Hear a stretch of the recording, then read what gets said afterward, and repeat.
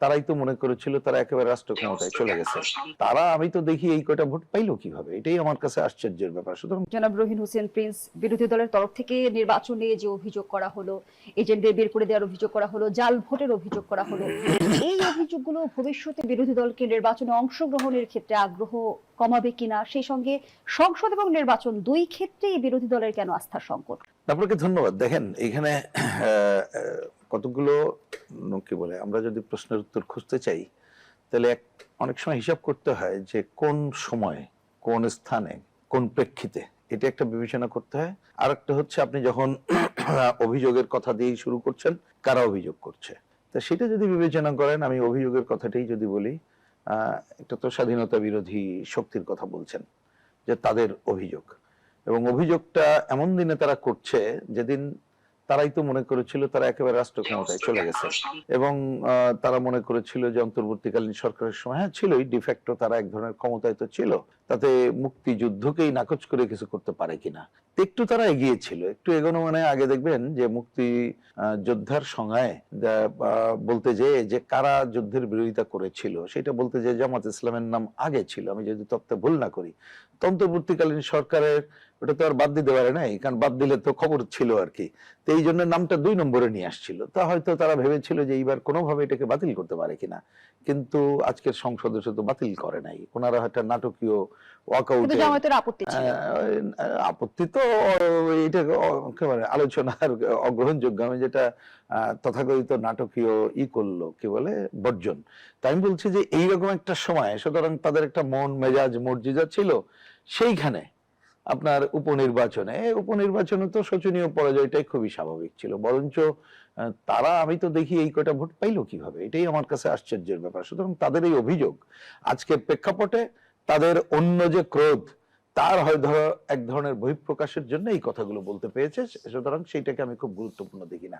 কিন্তু গুরুত্বপূর্ণ আমি যেটা দেখতে চাই, এবং উপনির্বাচনে কি হয়, এক্ষেত্রে বিশিষ্ট আলোচক গোলাম মোল্লা রনি যথার্থই বলেছেন, সুতরাং ওইটা নিয়ে আমি আর বলতে চাই না।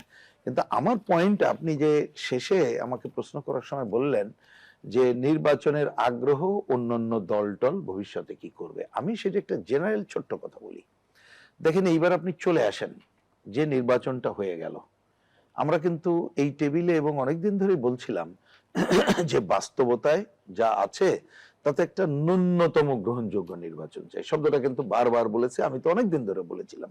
কিন্তু আপনি নির্বাচনের পর আমাদের কথা বাদ দেন, আপনি বিএনপির অনেকের দিক দিয়ে বলেন, আবার এই যে স্বাধীনতা বিরোধী যে দলটির কথা বলছেন তাদের দিক দিয়ে বলেন, তারা নিজেরা পরস্পরে অভিযোগ করছে যে অনেক জায়গায় আমরা জিতে গেছিলাম, তো ডিজাইন করে আমাদেরকে হারানো হয়েছে, অমুককে জিতাই দেওয়া হয়েছে।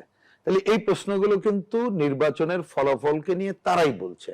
আর আমরা যে কথাটা বলছিলাম যে ন্যূনতম গ্রহণযোগ্য না, অনেক ভালো গ্রহণযোগ্য করতে পারতাম যদি পুরো নির্বাচন ব্যবস্থার আমূল সংস্কার করতে পারতাম, তা সেটা তো পারি নাই।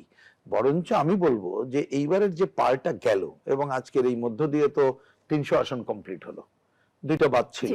সুতরাং এখন আমাদের যদি আমরা ভবিষ্যতে আরো ভালো নির্বাচন, এবং সেক্ষেত্রে ওই কথা একটু খালি পুনরাবৃত্তি আমার দিক থেকে করতে হয়, আমরা খালি ভোট দেওয়াটাকে দেখি কিন্তু ভোটে দাঁড়ানোটাকে দেখি না।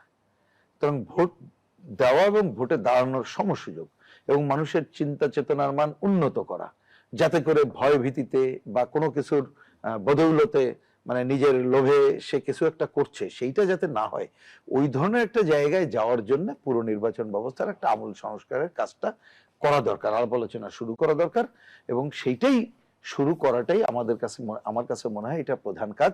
সুতরাং এই উপনির্বাচন নিয়ে, এবং ওই যে ওদের যারা হেরে গেছে, হারাটাই খুবই স্বাভাবিক ছিল, আগেই বললাম, কারণ আমি আর ব্যাখ্যায় যাচ্ছি না। সুতরাং এই এজেন্ডা নিয়ে, তাদের কথাকে নিয়ে আলোচনা না করে আমাদের বরঞ্চ কিভাবে আরো সামনের দিকে আগাতে পারি এবং আরো বেশি গ্রহণযোগ্য, কেউ আর অভিযোগ করব না, সাধারণ জনগণ এইটাকে ওয়েলকাম আরো বেশি করবে, এবং সে নির্বাচনী ময়দানে অবতীর্ণ হওয়ার জন্য আরো বেশি উৎসাহ কি বলে যে পালন করবে, উৎসাহ নিয়ে যাবে। সেইটার জন্য কি করা যায় সেই দিকে আমাদের যাওয়া দরকার বলে আমার কাছে এটা মনে হয়। আর ওই যে একটা কথা এখানে আসছে, আপনি আগেই বোধহয় জিজ্ঞেস করলেন যে 96-এর একটা নির্বাচন, এটা তো আমরা কেনা জানি কি হয়েছিল, কিন্তু কেউ যদি তার সাথে তুলনা করে, সেটা হচ্ছে বলবো যে ওই নির্বাচন সম্পর্কেও তাদের কোনো ধারণা নাই, এবং এরা বোধহয় কি বলবো যে ভিন্ন কোনো মেটিকুলাস ডিজাইন ভাবছিল কিনা, কিন্তু মেটিকুলাস ডিজাইন করার ওই সময়টা বোধহয় একটু চলে গেছে। আর একটু বলি, আমি যে বললাম ওই যে মুক্তিযুদ্ধের সংজ্ঞা নিয়ে তাদের একটা গাত্রদাহর জায়গায় হয়তো একটু নানা ক্রেজির জায়গায় থাকে। আর একটা দেখছিলাম যে কি নাকি কি করে নতুন করে রাজপথে নামার, হ্যাঁ, নতুন কিছু পায়তারার, আমি পায়তারা শব্দটা খুব সচেতন ভাবে ইউজ করছি, কারণ যেটা এখন জনগণ গ্রহণ করবে না বলে কিন্তু তারা জনগণের কথা বলেই যেটা মাঠে নামার কথা বলছে, কিন্তু সেক্ষেত্রেও আমরা আপনাদের কল্যাণে দেখছি তো জমায়েত এবং বাস্তবতা কি।